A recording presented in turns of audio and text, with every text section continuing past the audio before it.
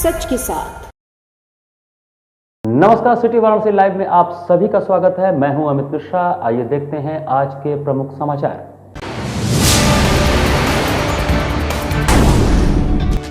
संतान के आरोग्य व दीर्घायु होने की कामना के साथ महिलाओं ने रखा जिउतिया व्रत। कुंड तालाबों पर हुई भीड़। इंडियन मेनोपॉज सोसाइटी और वाराणसी मेनोपॉज सोसाइटी का 3 दिवसीय कार्यक्रम 13 अक्टूबर से। यूपी में आगामी विधानसभा चुनाव के मद्देनजर एसडीएम और ज्वाइंट मजिस्ट्रेट की हुई बैठक। और पुलिस मुठभेड़ में 20,000 का इनामिया बदमाश सुखी पटेल हुआ गिरफ्तार।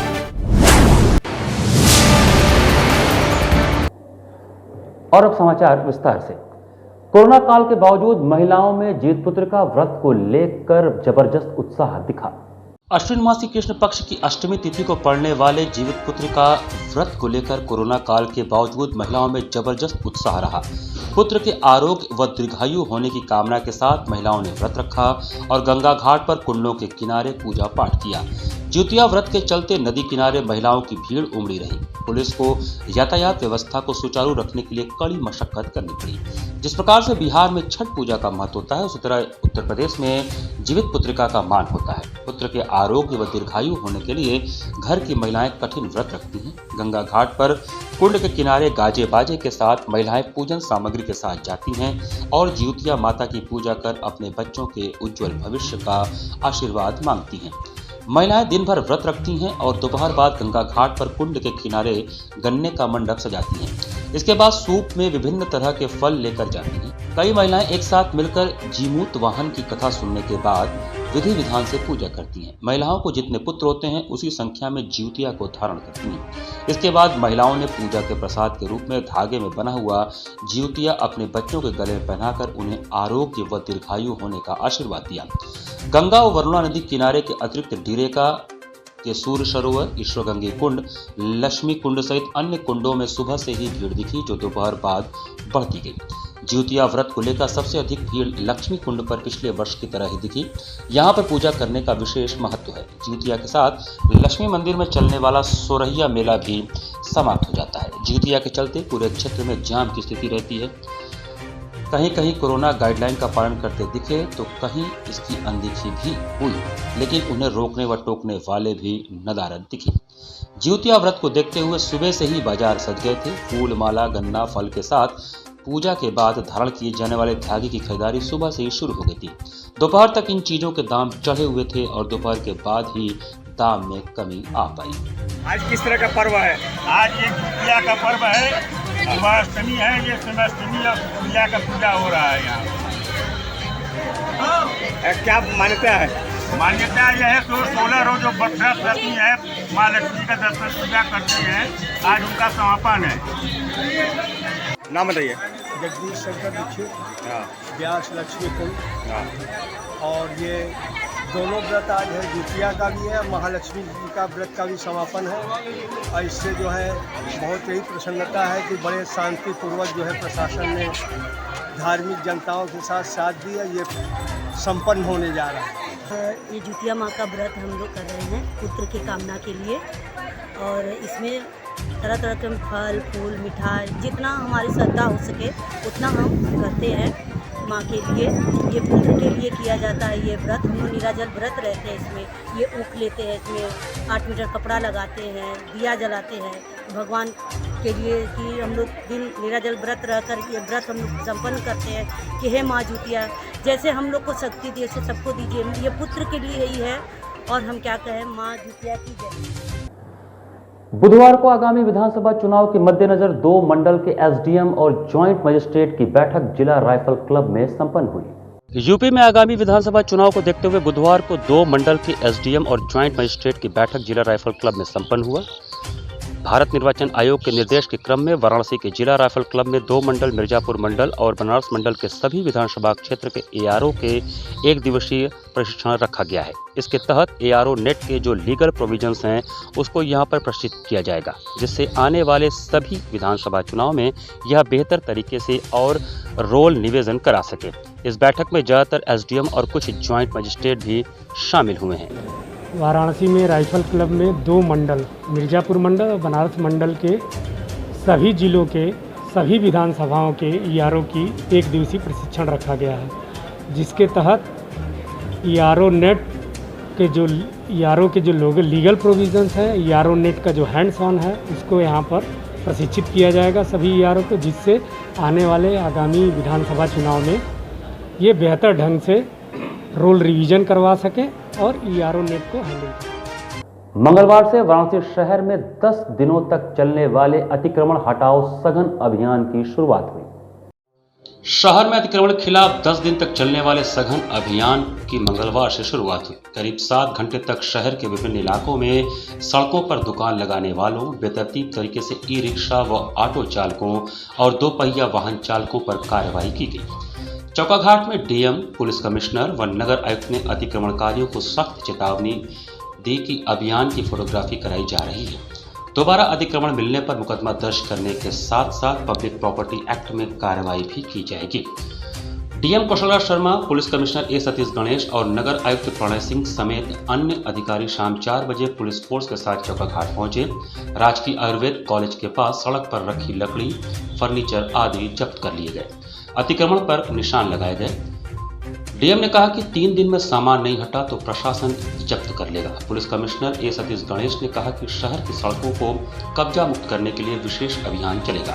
नगर आयुक्त प्रणय सिंह ने कहा कि cantt railway station, Lahurabir Godowlia मार्ग, सोनारपुरा रोड, लंका आदि मार्गों पर भी अभियान चलेगा। इस दौरान अपर नगर आयुक्त DD Verma, Sumit Kumar, ADCP traffic Dinesh Kumar Puri आदि मौजूद रहे।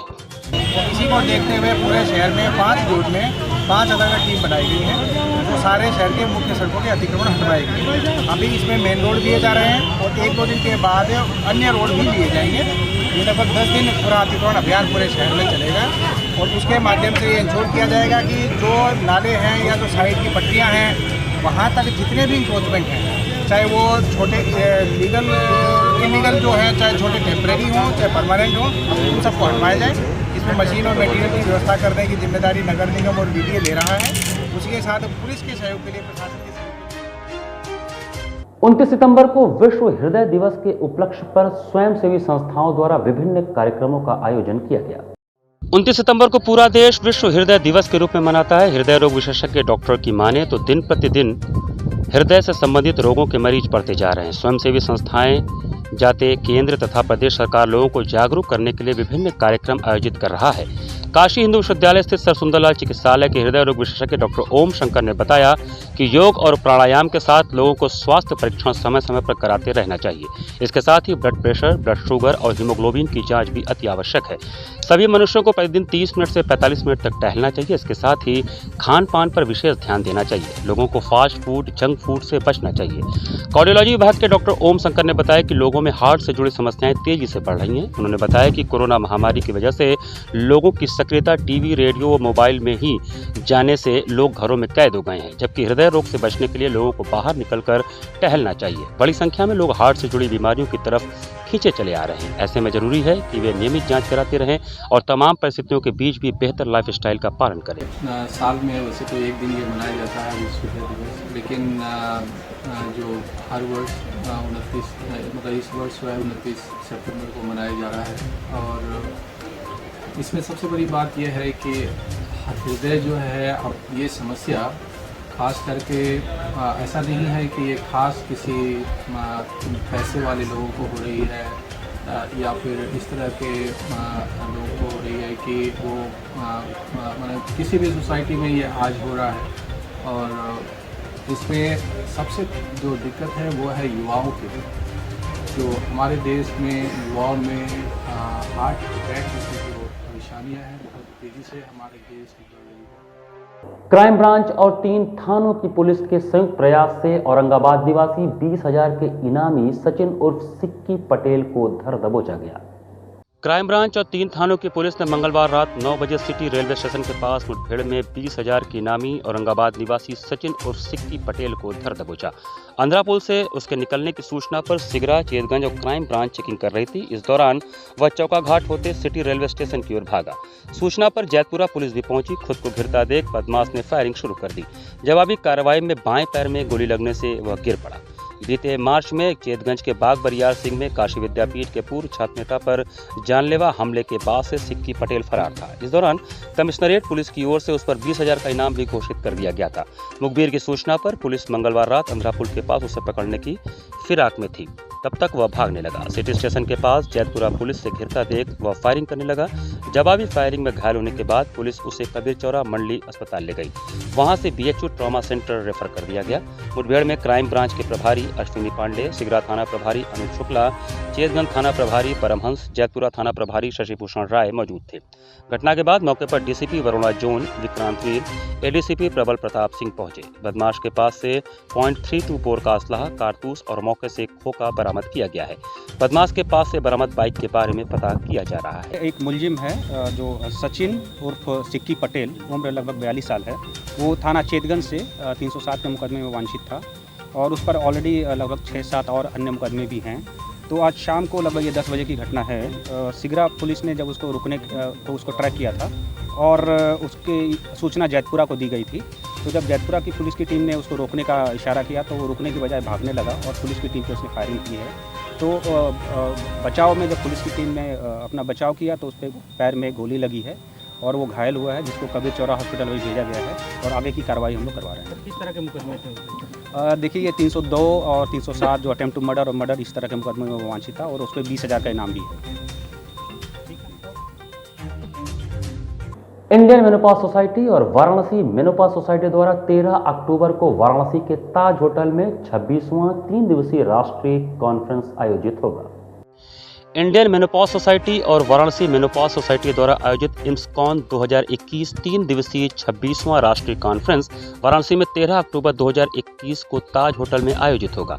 इसकी थीम है प्रिवेंटिंग द प्रिवेंटेबल तथा the Joy of ageing body, mind and spirit. इस संदर्भ में बुधवार को प्रेस वार्ता कर डॉक्टर अनुराधा खन्ना, आयोजन अध्यक्ष, और डॉक्टर नीलम ओहरी, आयोजन सचिव, ने बताया कि इस राष्ट्रीय कॉन्फ्रेंस में फैकल्टी और डेलीगेट्स को मिलाकर लगभग 300 लोग प्रतिदिन 100 की संख्या में भाग लेंगे। इम्सकॉन 2021 की सबसे बड़ी खासियत यह है कि इसमें देश भर के ख्याति प्राप्त विशेषज्ञ, स्त्री रोग, यूरोलॉजिस्ट, हृदय रोग, plastic surgeon, psychiatrist, endocrinologist, orthopaedicians, neurologist, yoga practitioner और ऑप्थेल्मोलॉजिस्ट शामिल हैं। इसमें 2 अंतर्राष्ट्रीय फैकल्टी वर्चुअल डेलिब्रेशन करेंगे। इस 3 दिवसीय राष्ट्रीय कॉन्फ्रेंस में पहले दिन 3 वर्कशॉप यूरोगैनोकोलॉजी इन मिडलाइफ, प्रिवेंटिव ऑन्कोलॉजी और फेमिनिन रिजुवेनेशन हैं। बहुत दिनों बाद, कोरोना के बाद, एक फिजिकल कॉन्फ्रेंस वाराणसी में हो रही है, जिसमें कि करीबन 250 हमारे डेलीगेट्स, फैकल्टी मेंबर्स में भी 300 ऑल्सो उनके आने का अनुमान है। और ये हम लोगों के लिए बहुत प्रेस्टीजियस इशू है, ख़ास तौर से बनारस के लिए, कि ये हम लोग फिज़िकल कॉन्फ्रेंस बनारस में कर रहे हैं। और इसमें हम लोगों ने 3 वर्कशॉप रखी हैं, कार्यशाला। यहाँ पर समय चला एक छोटे से ब्रेक का। बने रहिए सिटी वाराणसी लाइव के साथ। वाराणसी लाइव, सच के साथ। Best fundamental lab, best faculty, best placement set. We are proud to be a student of JDSL. I am a student of Jeevandeep Mahavidyalaya. I am proud of Mahavidyalaya for excellent faculty, best support and best infrastructure and best placement. Best fundamental lab, best faculty, best placement set. We are proud to be a student of JDSL. I am a student of Jeevandeep Mahavidyalaya. I am proud of Mahavidyalaya for excellent faculty, best support and best infrastructure and best placement. I'm a great mother.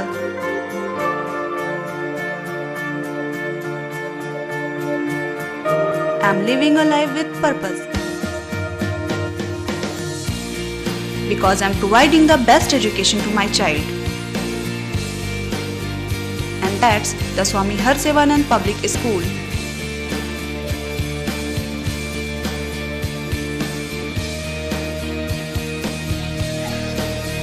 Harsevanand Public School provides value-based education. Admission open for nursery to class 11th. Harsevanand Public School and Hostel, Galwaghat, Dhanpurwa and Jagatganj, Varanasi. Ganga की लहरों से गलियों के छोर तक, जनता के जोर से बाजारों के शोर तक, सर्किट हाउस और पुलिस कमिश्नरेट तक हम करेंगे सबकी बात।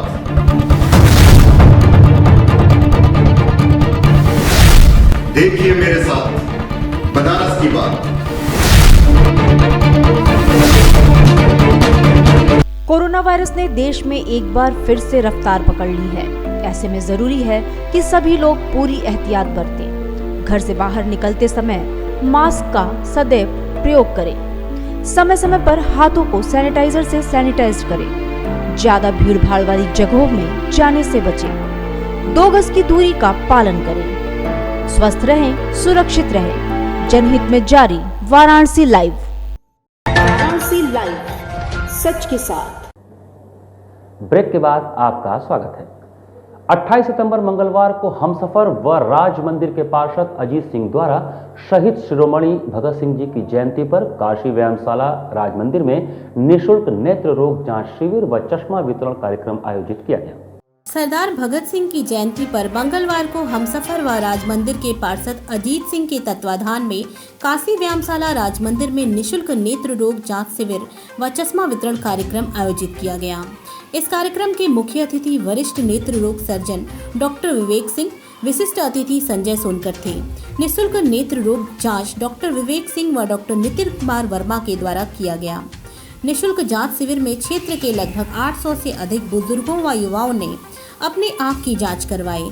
इस कार्यक्रम का शुभारंभ वहां उपस्थित सभी लोगों द्वारा सरदार भगत सिंह के चित्र पर माल्यार्पण के साथ किया गया।